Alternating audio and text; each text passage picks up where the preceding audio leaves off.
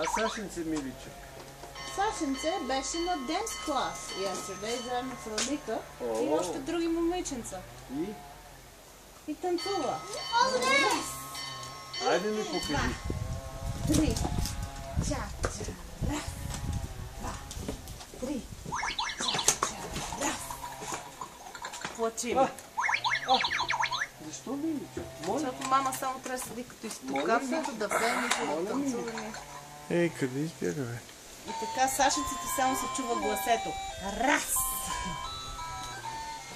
Браво! Много смешно. Браво на Сашенце! Знаеш колко дълго време задържа там, между другото, да участва в часа по танци? Нали, Рали? Беше забележително това. Рали, аре поне ни чорапи да сложиш.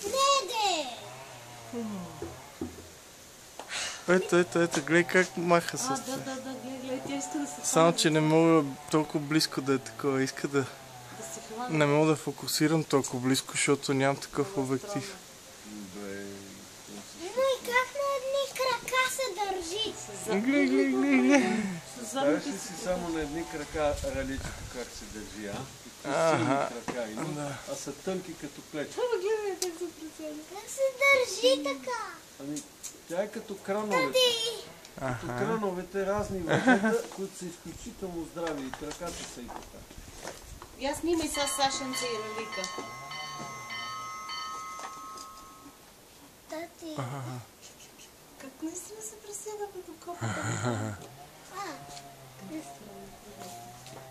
Тати като го путнеш. Рали, ти си ядеш ли супа?